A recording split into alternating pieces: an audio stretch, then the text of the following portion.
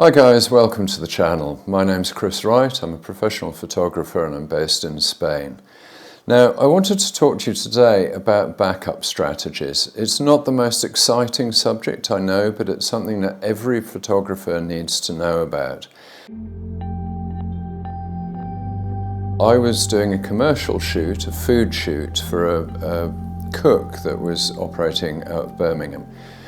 And the setup of this shoot was that in one room I had arranged effectively a still life arrangement, and we were moving hot food from the kitchen into the still life arrangement, shooting it, moving on to the next dish. Now, if you know anything about food photography, you'll know that as hot food cools, it's inclined to look less and less appetizing. So any request to recook a dish would not have gone down well at all. Now, the inevitable happened. I was shooting tethered, by which I mean that I had attached the camera to my laptop, and the laptop was further attached to a portable hard drive, and the pictures were being stored on the portable hard drive directly. So what happened was we caught the connecting cable in something as I cleared the table. The hard drive fell from the table to the floor with a terrible crash, and when I picked it up and replugged it back into the computer, an awful grinding noise came out of the hard drive. My heart fell like a stone. I was extremely fortunate in that despite the grinding noise, the files actually did show up on the computer, and I was able to copy them from that drive onto the computer hard disk. Very lucky indeed, because that was the last I saw of that drive. By the time I didn't use it obviously for the afternoon portion of the shoot, and when I got home in the evening, plugged it in, absolutely dead as a dodo. There was nothing, nada, coming out of that drive. So a very close escape, and it got me thinking about backup strategies. Now, backup strategies apply to all of us, whether you're an enthusiast or whether you're a professional photographer. And the key thing is to have what's called a 3-2-1 backup strategy. And what this means is that pretty much as soon as you've shot your footage or your photographs, back those images up. And when you get back to the studio, you back them up again, and finally, you back them up remotely from the studio to the cloud or to a remote location. The 3-2-1 strategy says that you should have 3 copies of your data at any one time, the production data that you're working on and 2 other copies. One of those copies needs to be off-site in a perfect world. Now, the system that I use is an approximation of the 3-2-1 system.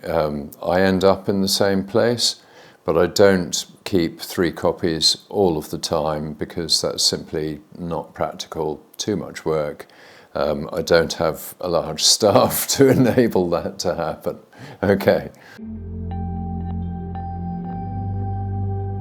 Now, what I want to do is to go through this process step by step, and I want to indicate cost-effective methods of saving your images at every stage. I'm very much aware that a full RAID-based cloud storage solution is very expensive, and unless you are actually working as a professional photographer or you're extremely rich by some other means, then it's unlikely that this is going to work for you. But we do need to have some sort of strategy in place. So without further ado, let's get into it. We're on site with the camera.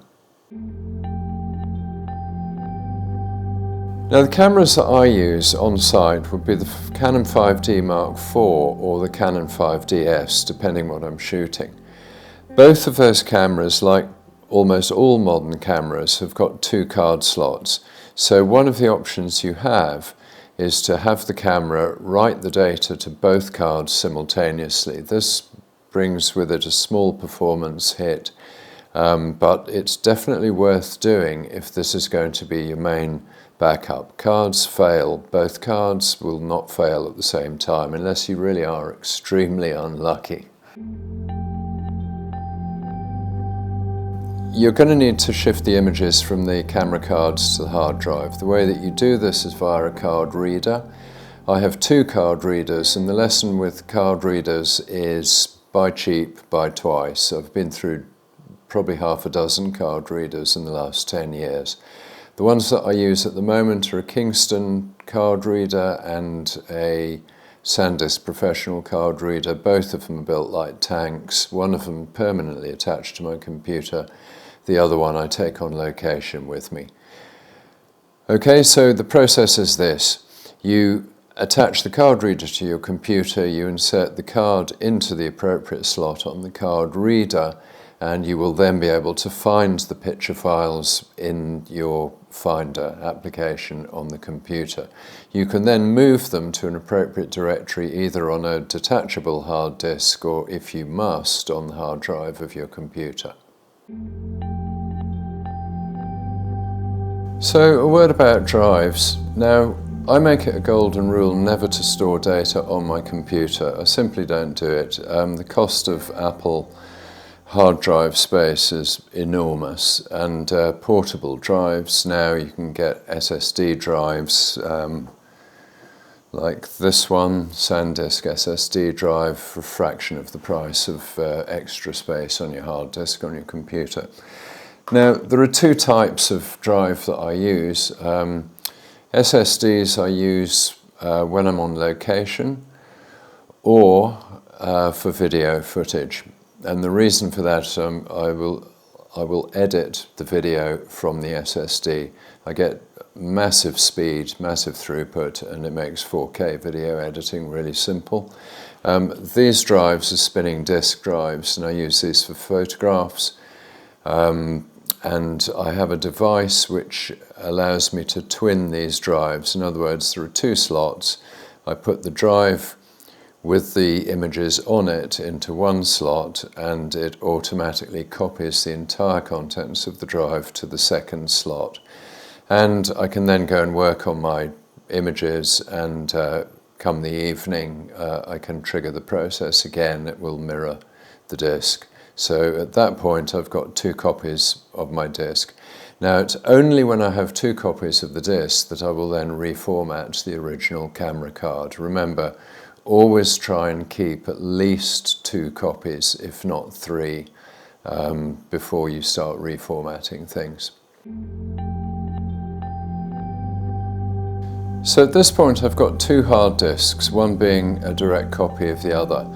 And for as long as the production or the project or the client project is live, all of the data will remain on these 2 disks. What I will do though is have a nightly backup in place. So during the day I might be editing a video, I might be grading pictures, whatever.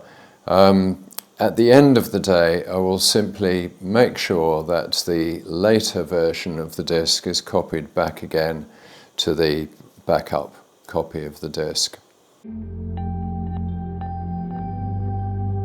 When the project is signed off by the client, or when I'm satisfied that I've finished grading the pictures or editing the video, what I will normally do, and this is true certainly of pictures rather than video, I will copy those disks, the contents of that disk, to a disk array, to a RAID.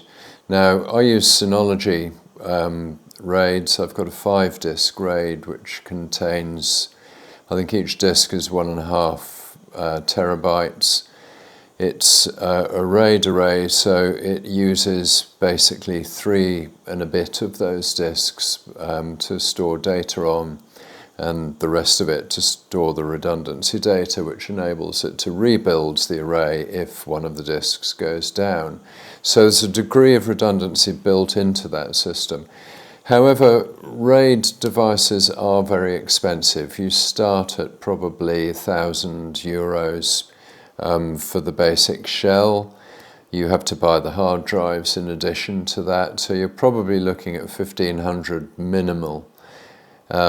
output for that. And I think if you're not a professional photographer, then unless you're quite wealthy, having a RAID is a little bit overkill. Otherwise, simply buy another disc and copy your catalogue to that disc. And what I would then further do is to keep that disc outside of my studio, outside of your office. Keep it at your mum's house, a friend's house, whatever, in a fireproof safe. But that then is your last resort of data backup. What I do use RAIDs, and that's because I am a professional photographer and I do get paid for taking photographs, and a portion of that money goes into maintaining the archive. Okay, the final step, as you might have guessed from the contents of the last step, was that you need to store a copy of your archive off-site. Now, your choices here are to take a copy of the disk, output a copy of the RAID, take it somewhere else, keep it in a fireproof safe, whatever it takes, to give you the peace of mind that you're never, ever, ever going to lose that data. What I do is I use cloud storage. Until recently I've used Backblaze. Backblaze are cheap, cheerful, reliable, simple to operate, and integrate with the Synology RAID, so I can simply have that as a process that goes on overnight, updating all the data to Backblaze. Now, I have recently changed to using the Synology C2 cloud solution. It's slightly more expensive per terabyte, but it's better integrated into the Synology. Similarly, it simply chunters away in the background, keeping the Synology RAID backed up in the cloud. I can download it then, if I want to another Synology RAID that I might own. I don't, I have to say at the moment, but if I was really paranoid, I could keep a Synology RAID at my mum's house, at a friend's house, whatever, in another studio, and have the contents downloaded from the cloud to that other RAID. Personally, I think that's probably overkill, and I probably won't go there, but it's a thought, isn't it? A couple of thoughts. Thought one is try to adhere to the process in that you always have at least 2 copies of your data.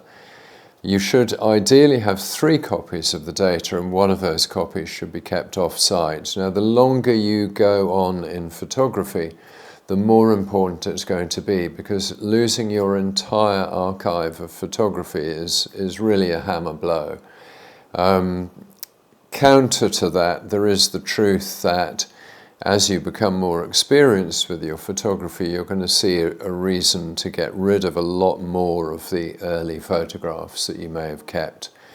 I have a yearly revisit to my archive, and I find myself shedding early versions. So the first probably 5 years of my photography, I really don't have an awful lot to show for it, I regret to say. I mean, so much of it was spent, frankly, learning, and that's a good thing. Client data is an entirely separate thing, but I think realistically it wasn't until I'd been photographing for 5 years that I started to work professionally for clients, and as part of that, we guarantee to keep their projects backed up for a certain number of years as part of the contract of working with them. And this does require a RAID, and it does require off-site storage. That's an overhead that comes with doing client work. The lesson to be learned here is when you're charging, when you're deciding on your rates for doing client work, be realistic, include all of these costs, otherwise you're going to find yourself seriously out of pocket. Okay, I think that pretty much concludes the backup for photography.